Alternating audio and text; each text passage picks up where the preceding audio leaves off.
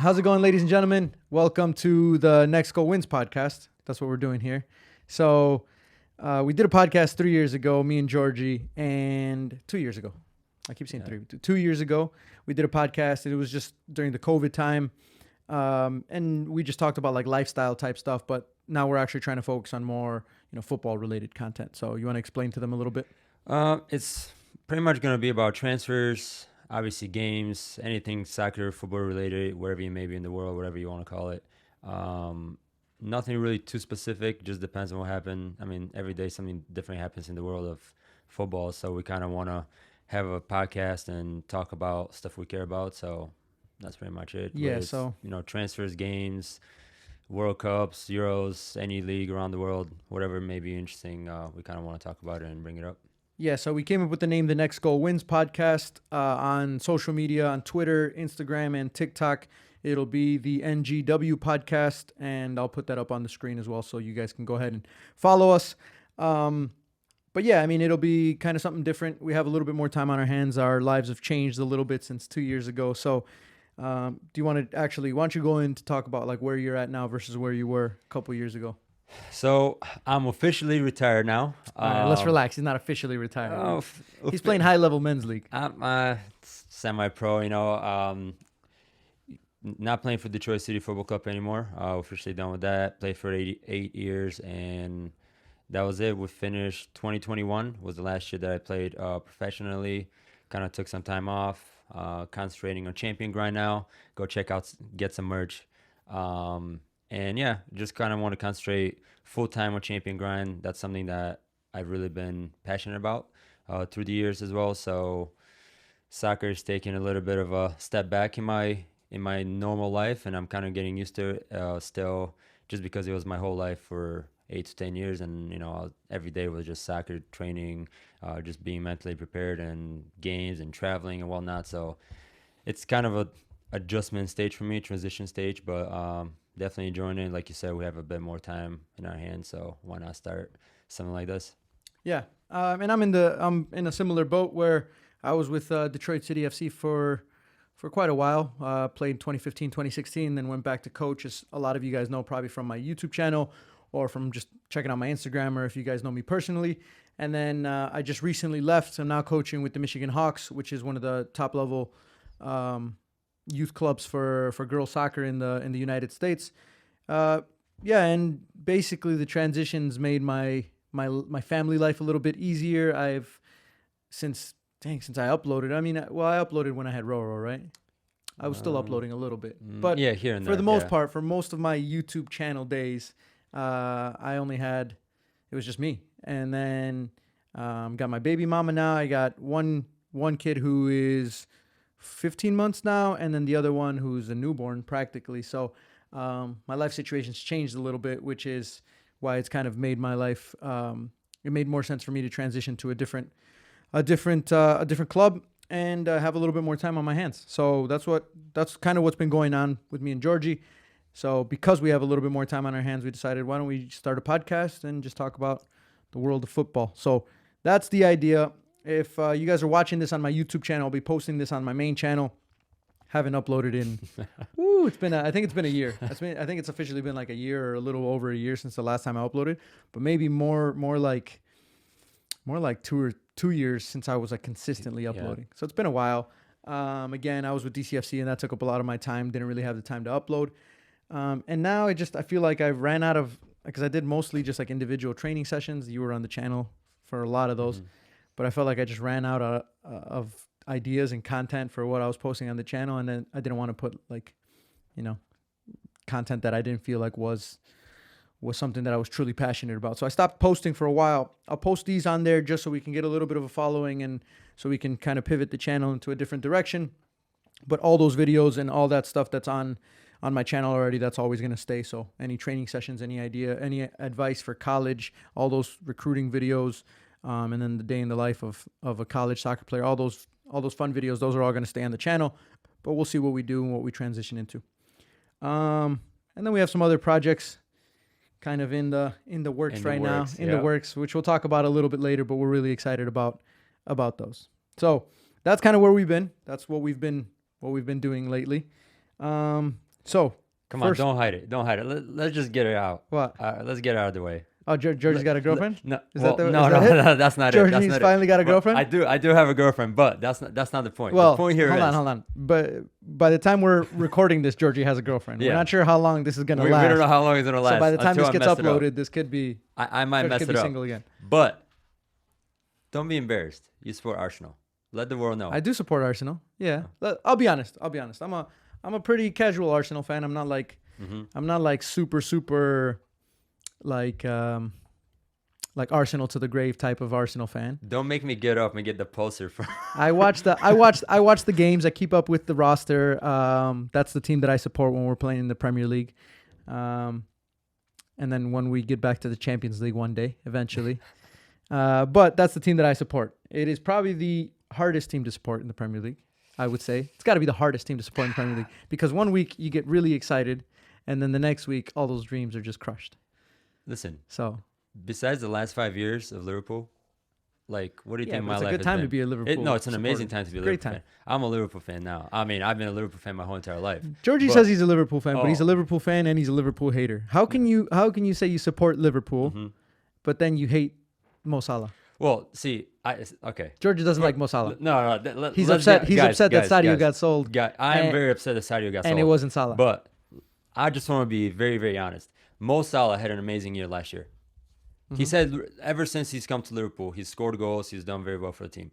However, if you look at how he performs on game-to-game basis and the decisions he makes, He's selfish. You he's can just say it. selfish. You Yeah, can say he's selfish. he's very, very selfish. But he scores And goals. He scores goals. Yes, I'll give him that. He's this close. But- He's this close to being to winning the Ballon d'Or.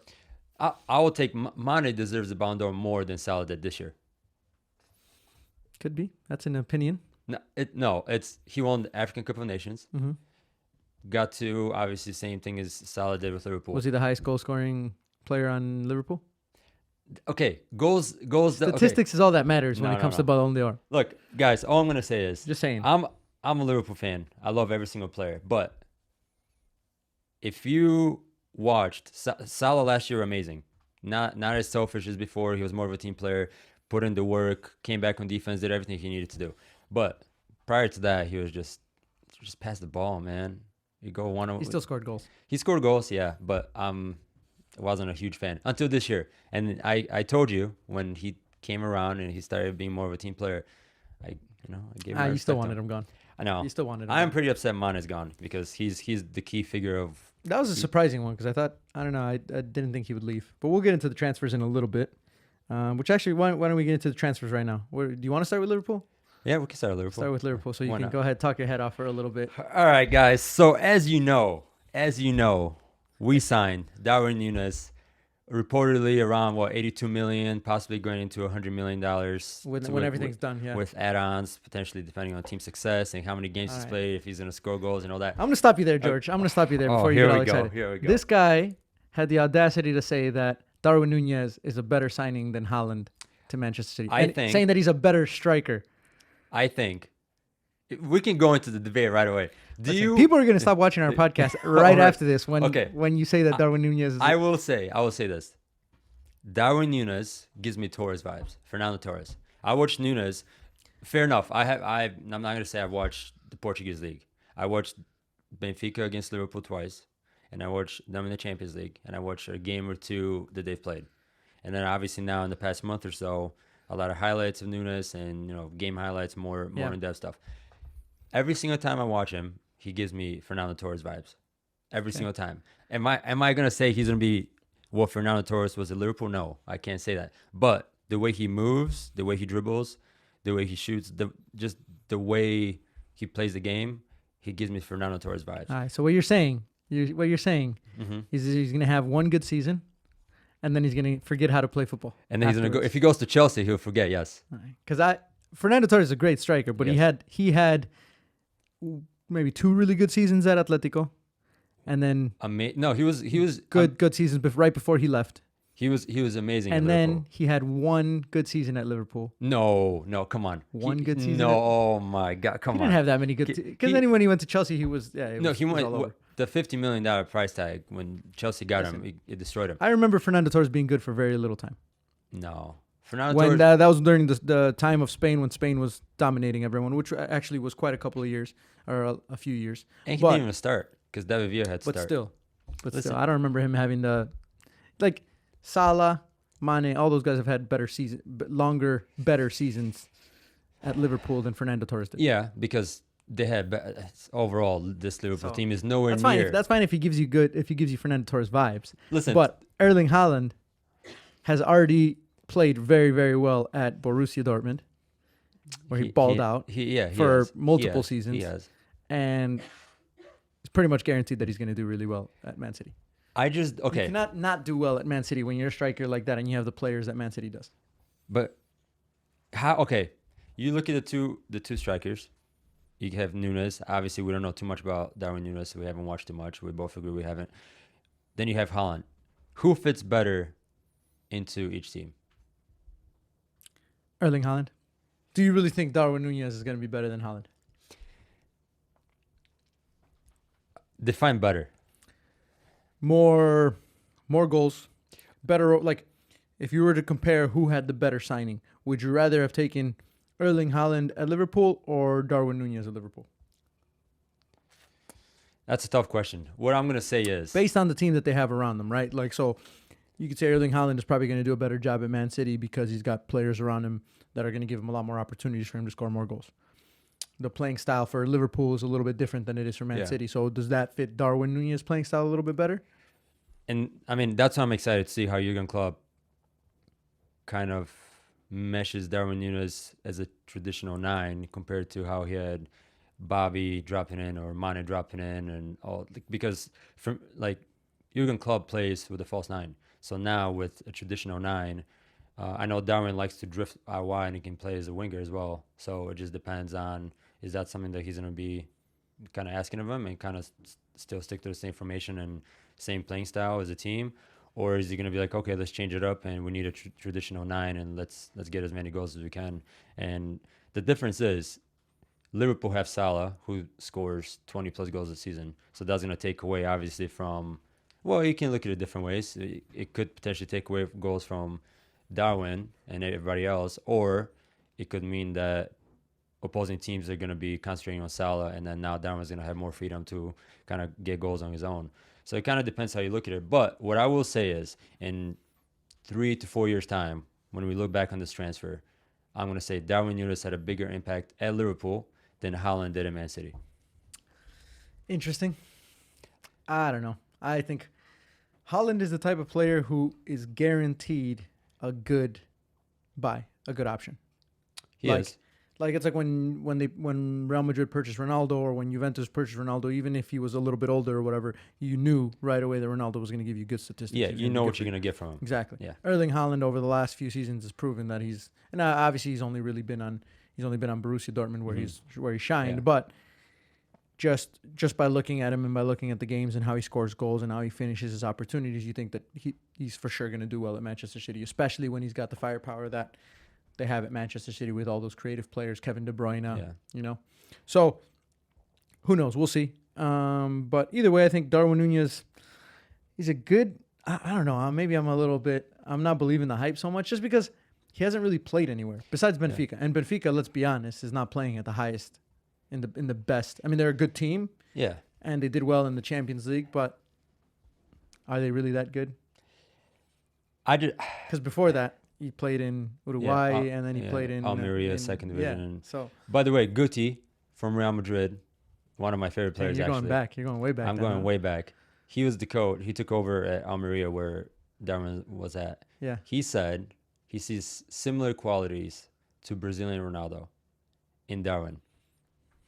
Yeah. I mean, and I can say things like that too. Yeah, I mean, you could, but okay. I'm sure you're right. I think in a couple years we'll be able to see. Yeah. Because this is really going to test them. I think Erling Haaland, because they've been playing Champions League at a high level. They finished second typically in the Bundesliga. He's kind of proven that he'll be fine. He'll be all right. Darwin Nunes is like, you think he's got the potential to do it, and you think he's a really good buy, but this is going to test him out for real to see if he's top level striker. And I'm also basing this off Guti.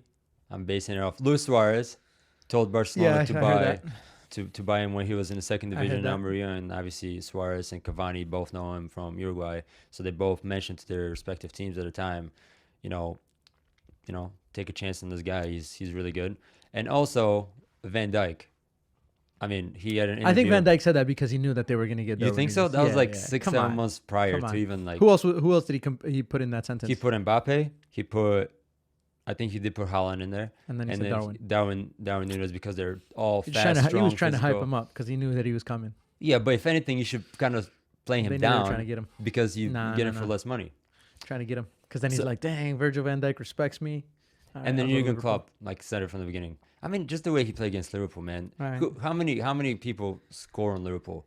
He's a good player. Don't get me wrong. He's a good player. I think he'll be fine. But I don't know if he's. I think he might be a little overhyped in my opinion. Who Okay, knows? who gets 20 goals in the Premier League alone first? Erling Haaland, easy, Okay. easy. I think Erling Haaland will be probably the top goal scorer this season, if not second or third for sure. I think Haaland's going to have the immediate impact at City. How do you not, goal-wise. how is he not going to score goals with the players that he has behind him? Does he fit City style? Yes, Does he? yes. City is looking for more of a goal scorer, traditional Yeah. number 9 than Liverpool is, like you said, because of the tactics and the way they play. Liverpool might want a traditional number 9, but they're not used to playing that style where No, they just they're feed not, it into yeah. the box to someone who's going to score the goals. Manchester City, the amount of crosses that they put into the box, the amount of times that they're going to give Erling Haaland opportunities to score, there's going to be a lot of easy Did you goals. see Trent's tweet as soon as Liverpool signed Darwin? How may I assist you? Oh, Wink face. calm down. I love Calm it. down. Calm down. Trent. Trent's a good player. I'm not gonna lie. Think about it. Trent on It's one crazy side. crazy the amount of assists that he has. Trent on one side, Robbo on the other side, putting in crosses for Darwin. Oh my God. I'm 20. We'll see. Let's move on. Because okay, we spent a little bit of time on that one. Let's just go through the other ones a little bit. We talked about Sadio. The Yeah, boy's that's- gone. He's like, I that's- don't want anything to do with Liverpool anymore. That's sad, man, because obviously. You think he just wanted a new challenge? Yeah, new challenge. He's been there. He was the first signing under Jurgen Klopp. Yeah. He kind of kicked off the revolution at Liverpool. Obviously, grateful for everything he did, and like you said, I would have taken Mane over Salah any day of the week at one point. And I just he did so much for the club, and we brought him in for like 25, 30 million. Now he's gone for Somewhere in the 40 yeah. range, somewhere around there. a pretty similar amount. Obviously, if he had more years left in his contract, we would have been able to sell him for a lot more. But 1 year left, you're getting, he didn't want to be there. Jurgen Klopp doesn't want to keep players that don't want to be there at the club. So Fair enough. Fair enough. He did everything that I could ask for and plus. So hope he does He's well. a G. I like him. Hope he does well at Bayern. But Darwin Nunes, man, All right, let's see here. Perisic to Tottenham. on the Free free transfer. especially, that's big. Yeah. You're not. I think. He's a good player, don't get me wrong, but he's not going to change anything about where they're going to finish in the table, I don't think. See, I think he'll be a good fit for them. I don't think he's going to be like, okay, now these guys are for sure top 4 because they got him. I think Son and Kane, I always doubt every single year. I'm like, are they gonna? Son had a lot of goals this year. It's gonna be pretty tough to repeat that. I do like Son. I would love him in Liverpool, by the way. But Bissouma coming to Spurs, Perisic coming to Spurs. I think Conte is like making his own team. He's Now he's got a creating little bit more time. He did a fantastic job given Yeah. the fact where they were and getting them to be in the Champions Oh, yeah. League. Fantastic job. Now and I think he's one of those coaches that like exactly what you're going to get with him. Yeah. He does not accept losing, does not like losing, does not like like he won't be one of those coaches that the club is just going to go into 5th, 6th and then he'll be okay with that. Like he'll leave he'll leave if that happens. So I think that's good for them and with more time and like a full year under him, I think they'll be legit. Yeah, I think Spurs are gonna be one of. It's tough, man. Obviously we don't know how all the we're still in the transfer window. It's still very, very early on, and it's a World Cup year as well. So and that's in November, December. So that's gonna be interesting how everything plays out. But yeah, Spurs are looking good. I like the transfers they've done so far. Two transfers they brought in, and 2 of them are, I think, very high quality. So. And then just announced, literally right before we recorded this podcast, Vieira to Arsenal. That's your team, man. You guys. Do you think you need a 10? Do you think? 'Cause This is what I think we need. I think we need someone with a big name, and I think it's almost impossible for us. The closest guy that we've gotten to like a really big name, who we knew and actually didn't end up doing well. But like somebody who the fans could be like, okay, we're actually signing legit players. Aubameyang. Huh? Aubameyang. Not even Obama, like Willian. That was the big signing, and he Back in the when Willian signed for us, I was like, okay, the dude's coming from Chelsea, he's legit. yeah. And then he didn't do very well. He Fair did, enough. he didn't do anything. It's hard to do well at Arsenal because it's that culture needs to change. Okay, I do think Arteta's changing it. He is. I think Arteta's changing it, and it's last year and the points of the season. A lot of Arsenal fans were Arteta out. Were you Arteta out at No. some point? I like Arteta because I think the only thing that he's missing is experience. Because I think he's learned from the right people. He was obviously under Pep. You can tell that he's a brain. Like that's what I like to call those types of coaches. They're like a tactical brain. Those guys are always thinking about the game. And again, he's learned from Pep. And you can even tell Arteta when he played, he was already focusing on the coaching side of things. So I think he's going to be a good coach, and I think he needs a little bit more time. I think Arsenal is just a very difficult club to change the culture after the culture that they've had for the last 10, 15 years now. Yeah. So I think they need to give them a little bit more time, and they need to open up their checkbooks a little bit. Because like I said, we're signing good players, but it's like we're signing Darwin Nuñez like a year ago. Yeah. It's like, yeah, he's a good player, but you're not really 100% sure. Like now with Darwin Nuñez, you're more sure. But like these players that we're signing, I mean, the only one I'm excited really about is Gabriel Jesus. Yes, because that guy, again. So right now, you look at your Arsenal team. Big name. Okay, it's rumored, like it's most likely going to happen, Gabriel Jesus, because he wants to stay in the Premier League. He wants to be in London. Nobody else really is like after him. But would you pay 65 to 70 million for Gabriel Jesus right now? 65 to 70 million is not a crazy amount of money as it was back then. No, it's not. If you want a half decent striker, proven, you're paying 65. Proven in the Premier League. Million. Yes. Yeah. So, and I like him. I think he's a fox in the box. Gabriel Jesus, Vieira, potentially Rafinha, depending if he goes to Barcelona or if you guys end up. We're getting there. Yes, we're getting there. Like you put those pieces together. You never know, man. And you have Saka. But that's the thing with Arsenal, though. That's the thing with Arsenal is you never really know. See, Willian, I was sure he was going to be a good player. I was never. Aubameyang is different because I thought Aubameyang is going to do well. Lacazette. You see what I'm saying though? Like you think, oh man, these guys, look, they're signing Lacazette, we're signing Aubameyang, and then Aubameyang leaves, goes to Barca, and then starts scoring a bunch of goals. So I just feel like you guys need a good center mid. You guys, I mean, you have Xhaka and you have. We need a better back line. I think our back line's always been suspect, and central midfielders. I mean, when we got guys like Xhaka who's getting red cards every other game, like it's not helping us very much. And what he said towards the end of the season about the young guys, they don't want to be there, they can leave, and you have Saka, Smith Rowe. You have Odegaard as well. You guys have Nketiah. You guys just signed him for 5 years, so young guys. Nketiah is good, man. He's a fox in the box. He's a fox in the box. Yeah, but is he like? I mean, he's not Gabriel Jesus level. Don't Darwin Nuñez. Yeah, exactly. He's not. Yeah, and that's the problem, and that's why we end up in 5th place, 6th place, or not even in the Champions League for the longest time. I just think, I mean, I think Vieira is gonna do really well. I really do. Like he's between an 8 and a 10. I just don't know how you guys fit him in. Who comes out? Smith Rowe, Saka. He can play out wide as well, Vieira. But who's gonna come out? You guys need the young guys to keep playing. Why else would you keep them? But we got a lot of young guys at the moment. You do have a lot of young guys. So I don't know. The thing that I always think about with Arsenal is: are we signing too many pretty good players and not enough really really good players? Because if you look at the teams in the top 4, they're signing the top players in the world. We're signing players who could be very good and who could be some of the top players in the world in 3 or 4 years if they develop correctly. And then they go to Arsenal, and then listen, it's not very good from there. Give me Saka a little. Give Jurgen Klopp Saka. Exactly. It's like give Aubameyang to Barcelona. Yeah, exactly. And he does all that. So, but anyway, we'll see how that goes. But to be honest, if we had to make our predictions right now, I would say Arsenal 5th or 4th again, same as this year. I think we're battling for the Champions League most of the year. We'll probably end up disappointed in the last week or something like that. And this is with Gabriel in the picture. This is with these guys, yes. This would have been the exact same conversation when they signed Aubameyang, when they signed Lacazette. You're like, oh, with those guys, top four. No, I just think you guys need a center mid. Like we need a whole Xhaka. We need a change of culture. That's what we need.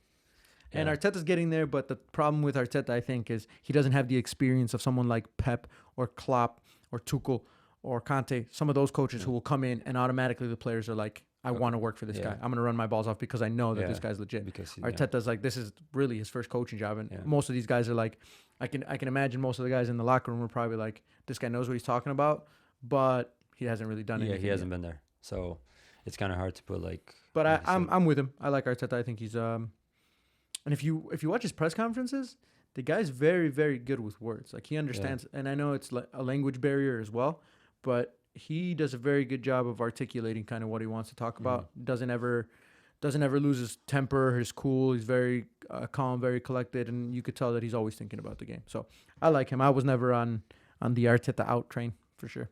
Listen, all I know is if Arteta steps up to Jurgen Klopp one more time during a game, when Liverpool that was clearly a foul, and he went up to Klopp and trying to fight him. Come on, man. I like Klopp though. Klopp's a G. On the sideline, Klopp is like, Yeah, he'll argue and he'll bitch, and then he'll start smiling, Yeah. and he'll have like a good time afterwards. If he's one of those coaches where if like you can put a camera on him the whole entire game, like you probably watch him and like who cares about the game? He's a good guy. I like him. I like Klopp. Hey, and I'll tell you this. It's not out there on camera or anything like that. But when he went to Liverpool, I thought that was one of the best coaching appointments because of what he was doing at Borussia Dortmund. And I said, when he goes to Liverpool, I was like, he's going to change things around in my head. And I've always supported I'm Klopp. so glad that he's staying extra 2-3 years because man, like it's how do you replace somebody like that to that? You know, every single player literally loves the guy, and if you're not bought in 100%, you go out the door. So it's hard not to like and respect somebody like that. All right. And then let's see, who do we have left? We got Kellini. Kellini, let's go. The old man coming to the U.S. Let's go to the MLS. I think he's gonna do well. I mean, How old is he? Like 45, 46 now at this point? at this point, I wouldn't doubt it. I really honestly, Just coming here to collect a really nice paycheck yeah, enjoy some good weather and still LA. shut down. Yeah. Still shut down the attacking players that he comes up against. Honestly, yeah, I do think he's gonna be. Obviously, it's really good for Can you- MLS. Can But you imagine seeing this guy walking down the street and someone telling you he's one of the best defenders in the world? yeah, you never believe it. You're like, yeah, right. No chance. Yeah, No such chance. ingrained in that Italian blood, isn't it? I mean, good what for do you, him. What do you think about that? Like the whole MLS bringing these guys over? I mean, there's two sides to it. Obviously, they're coming towards the end of their career, and they're not really like soccer motivated. Like it's kind of more like, all right, I'm gonna come enjoy my paycheck. time and paycheck And living in the United States. living in in the LA, cities, and yeah. you know, beautiful city, whole family's gonna come, and Yeah. everything's fine. But I think it's good for growing the sport. More people get introduced to it. Like maybe there's some Italians that are like, watch Italy all their life, watch Juventus all their life, and now it's like, oh my God, I can watch one of my favorite players growing up for so many years, and now I can go to games and enjoy it, watch MLS or whatever. So you can look at it both ways, but I think it does help the sport, especially for younger kids growing up, kind of Seeing their idols being yes. on the teams that they're. Yeah, I mean, it's always good. Like, we're in the United States, so you kind of see the growth year by year when, some players come in here. So I think it's good. as far as the growing the sport in terms of the interest of the fans, I can see that because obviously the whole point is more ticket sales. Yeah. Right? More people are going to come watch LA Galaxy play if all these big names are on it. Right? Merch and all that stuff. Jersey sales. And really, for the crazy amount of months that they're paying them, people don't realize that they're making all that money back easily. Oh, yeah. So it's not like they're just wasting money. That money is getting made easily because these are the guys that are going to sell the most jerseys. As far as growing the sport from a talent and a development perspective, maybe not so much, because a lot of people argue that why are you going to pay this much money for, and Kellini was on a free transfer, but why are you going to pay this much money as far as salary goes to these guys? They're getting paid $5-6 million when you can pay 5 or 6 of the best young prospects in the country, that amount of money in total. Yeah. So that's why a lot of people are like, well, we should invest in the youth. And I totally agree with that from a coaching perspective, from a development perspective. If the United States really wants to develop, and one of the things that people will say is, if you really want to show that your development is working for your players, you have to develop them within your own country. Because you can say right now the United States is going to start becoming one of the best national teams. But if that's the case, it's because all their players are playing in Europe, not because they're getting not because the MLS is improving necessarily. I think the MLS is getting better little by little, but I do think that if they wanted to kind of speed up the process, it would be. It sounds counterintuitive, but to speed up the process, really, it's to bring some of the young players in there and give them a little bit more experience at those levels, and then really develop them in-house in the United States rather than having all those guys just leave to Europe where they get the development there. But yeah, there's a lot to go over that. That's a whole nother topic. But I think just having a lot of these big names does grow the popularity of the sport in the United States. Yeah, more interest. But to go back to your point real quick, you don't think that if you have few potential stars, let's say center back, and Kellini comes in and gets them under like his wing and kind of shows them the way, shows them the rope, you know, like. Yeah, I think so. But at the same time, the most important part is getting playing time. Yeah, playing time, yeah. So like you can be under a great mentor like Kellini. If I'm a center back and I'm going into this team and I'm barely getting into the team, I might be in the reserves or whatever, and I'm trying to get a contract, or it's my first year, my rookie year. Yeah, but you're also competing with this guy at the same time. So like as much as I want to learn from him, I can learn from him while I'm playing on the field. You know, the idea would be, I mean, it's pointless because the idea would be I would be playing because I have more potential and I have a higher ceiling or whatever than where he is at now, but they're not gonna sell tickets that way if this guy's not playing and if this guy's on the bench. So I think a good way to do that would be to start hiring a lot of these guys as coaches for the MLS. I think that would be good. I think bring these players who played at a really high level, who won a lot of Champions Leagues, World Cups, and bring them as coaches. Get them to a lot of these guys who want to become coaches. Pirlo. I mean, you have like Patrick Vieira, who was here already, and that's a good way for them to develop because then they can start bringing that culture and the things that they've learned over to these young players. But the most important thing for a young player is to get playing time. And if MLS is buying all these guys, even if there is a better center back who's 18 years old, they're going to play these guys because they're paying all this money. Yeah, you're not going to keep him on the bench. Yeah. Similar to Steven Gerrard when he came here. Like, don't get me wrong, he's one of my favorite players ever and probably my favorite of all time, but it didn't really work out when he was at LA Galaxy. Like, it just didn't fit, and he played every game, and it was just like, all right, well. And it's hard as well because it's like they come from playing in the highest levels in Europe, and then they're coming to the MLS. What is their motivation levels? Yeah. They're not looking. A lot of these guys, if they're coming here, it's because they want to end their careers. They know that they're going to be financially well off for the rest of their life, and they get, like you said, they get to live in one of the nicest parts in the world if they're living in LA, Miami, all these teams in all these cities, but they're not really going to be motivated to work as hard as they would when they're in the Premier League. Yeah. So lots to go over there. Maybe we could talk about it on another podcast. What else? Who else are we missing as far as the transfers go? I mean, a few other transfers. I think it was Diego Carlos went to Aston Villa. I think a good signing. I think Steven Gerrard is, speaking of Steven Gerrard, doing a fantastic job at Aston Villa in recruitment-wise. I mean, bringing in Coutinho, talks about Suarez potentially coming to Aston Villa. That would be pretty insane. How crazy would it have been had they done it on the last day of the? Yeah. Oh man. On the last match day. They had it. I mean, it was all. It was. I was. There's another Sergio Aguero similar type moment for Man City. What a game! What a terrible day that was. It was a good. It was good. For as much as you hate those games, if you're like a Liverpool fan, that's the reason why you love the sport so much, because sometimes you'll end up on the wrong side of it, but then the times you end up on the right side of it, it feels so nice. Yeah, you can put a price tag. And I still go back and I watch that. Was it 2012? Aguero. Yeah, I still go back and I watch those last like 11 minutes of that game or whatever, and it's crazy. The emotion, man. Like, I mean, I hate both teams anyway, so it doesn't really matter. But just the look on Wayne Rooney's face and Sir Alex Ferguson, they're just kind of like, what is going on? Like, we're winning this. Yeah, when they're stepping off the field or whatever, and then the fans find out that Man City scored. It's insane. It's insane. All right, so I think that's pretty much it for the transfers. There's a couple rumors. I mean, we have Bernardo Silva maybe going to Barca. I know Xavi wants him. Yeah. And then Paul Pogba maybe going back to Juve. Apparently, he's not happy with Manchester United not offering him a contract right away. I mean, he's gone. He's leaving Man United no matter what. Yeah, it's just where he goes.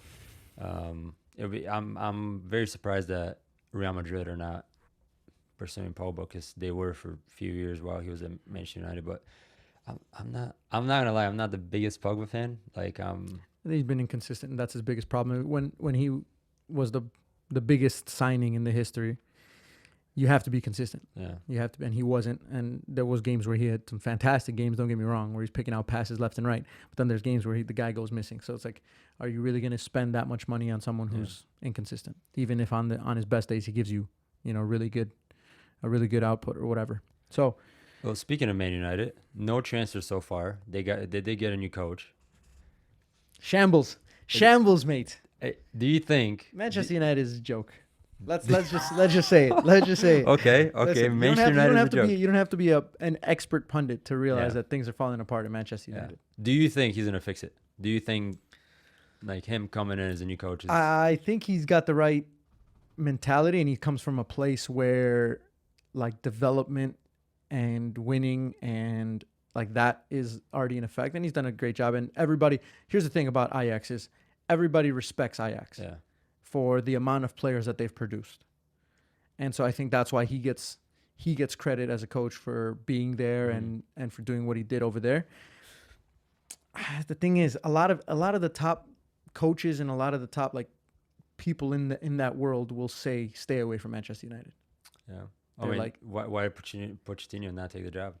Yeah, and Zlatan says the same thing, doesn't he? He's like, I thought I was going over there to be part of one of the best clubs, and when I got there, it was not what I thought. Like, players didn't give a shit, So, I think I hope he changes it.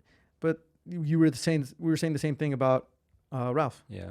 And everybody was like, oh, this guy's one of Klopp said it, right? Yeah. He's like, he's one of the best German managers ever. He started this whole different football style, and then he gets there, and I think Ralph should have stayed on. I think they should have given him more time. Again, 2-3 years of like really good transfer windows for him to really establish his playing style, because he had like 2 training sessions before he got his first game, and then people were wondering why things aren't working. Plus, you got to think about all the egos that you have. You have Pogba, you have Ronaldo, you have like Cavani not playing, you have like Rashford kind of in a how are you going to motivate a player like Ronaldo when he is more important than you are at the club? Yeah. I mean, it's the same right now with the new coach. Yeah. Like, that's why I'm surprised they didn't go for Zidane. They didn't go for Pochettino, potentially, like, Premier League experience. Zidane winning Champions Leagues or winning, cups in Spain. Yeah. It's, where is Zidane right now anyway? What's he doing? Chilling? Just chilling, yeah. I mean, he was life on the beach. Man, he was celebrating Real Madrid beating Liverpool in the Champions League final. What a guy. Well, again, rumors, Zidane, he was supposed to, or talks were ongoing for potentially going to PSG. That didn't happen. They're trying to get a coach from France, the coach in the French league. I have no idea. I don't know anything about the guy, but that's interesting. That's an interesting move. It's kind of the new era with Mbappe being part of their kind of staff and picking out, being part of the director. I don't know how you give a player. Well, when they want to keep him that bad, for them it's like who do we place more importance on? The player who we don't want to lose, because he's going to score this many goals and he's going to do all this, or a manager when, to be honest, we're not 100% sure that the manager really has as much effect as a player does. And a lot of people will argue doesn't matter the manager if you lose Mbappe. Yeah. You can't really replace that with a really good manager. I don't know. PSG also has a lot of problems in my opinion. Yeah, a lot of big time Charlies in the house. Too many. But they're also playing in a league where they can afford to have big time Charlies and have maybe 75 to 80% of the effort in games and still win the league by 30 points or whatever it is at the end of the season. But I also think that's why they're not performing as well in the Champions League, because they don't have who's giving them promise in the French league. Oh, okay, maybe Lyon, Lille, Marseille, one of those teams have a good game here and there, and then when they play against a big team that's got Champions League experience, everything falls apart. Yeah. But who knows? Maybe I think they're not too far away from winning it. They just have to change that a little bit, but they're not far away. But we'll see. Well, we can talk Champions League. We can talk Champions League predictions later on because we're in the off season right now, so we still got a little bit of time. Yeah. We'll let the transfer window kind of go down a little bit, and then we'll talk Champions League. I think that's it. I think that's it for today's episode, at least. Don't want to go too crazy, and there's a lot of information, a lot of transfers and stuff. But in the future episodes, I don't want to talk. We'll do transfers, but I don't want to just talk about transfers. I want to talk tactics. I think will be good. I think we'll try and break down some of the Premier League games, some of the Champions League games, maybe some of the games from the other leagues as well. Georgie and I will kind of sit down, we'll watch the games, and then we'll go back and forth on tactics, what they should have done, things like that. Because that's my area of expertise. Is I like the coaching side of things. I like the tactical analysis type stuff. But we'll keep up to date with the transfers. Basically, all we're doing to keep up to date with the transfers is following my boy Fabricio on Twitter. Man, that guy he knows. Follow everything. that guy on Twitter, and you'll know everything. Man, that guy's everywhere. YouTube, Twitch, Instagram, Twitter. And then you'll be running. Georgie will probably be running the TikTok. He'll be doing like a lot of the segmented clips from the podcast. I'll upload the full episodes on my YouTube channel, and then we'll find a different service. Maybe it's Spotify or something, but we'll put all the links in the description if there are any. Yeah, I mean, for the first episode, I think we pretty much covered all the main transfers. It's kind of tough because that's all you have now. Like, it's the off season. Everybody's kind of on the beach at the moment, just enjoying their vacation, taking some time off. Here's my prediction for the podcast. Okay. Here's my prediction as we sign off. I told this to George. Georgie's like, when we were talking about this, when we were planning this, Georgie's like, this is going to be the biggest podcast. And I told Georgie in 2 months, 2 months from this episode being uploaded. What's today? June 21st. June 21st. So on August 21st, we're going to have 2 episodes uploaded. And both of them have been uploaded in the first 2 weeks. We'll see in August. We'll see. But we're going to try and stay consistent with it. But we're doing this. We're committing for a full year. All right. Let's relax there. All right. Full year. I didn't sign a contract for a full year. We're doing this for a full year. I tell you why. This stuff is interesting. Yeah. People, I think this will catch on, and I think it'll be fun to do. Like you said, we're gonna watch games live. We can, go through YouTube or Twitch or something, and we, interact with people as we're watching games or as we're doing a show. People are gonna ask questions. I think it's gonna be really cool because the interaction, and there's so many people around the world who love the sport. So, I am committing myself to this. If you guys don't see an episode. Do you guys know the amount of times that Georgie's committed himself to doing something? No, this is different. I actually enjoy this. Well, how long have we been talking? I've told you about this. Yeah, it's been a while. I've literally talked for 2 years. I've wanted to do. We just gotta show up and actually record the podcast episodes. Yeah, gotta get it done. We'll get it done. We'll get it done. We'll do our best. But I did not sign a 1-year contract. Fine, 6 months at most. 6 month contract at most. All right, well, that's it. That's it for today's episode. Again, we'll put all the social media links, but it's just at the NGW podcast for Instagram, Twitter, and TikTok. Make sure you guys follow us, and we'll catch you guys in the next episode. See you guys.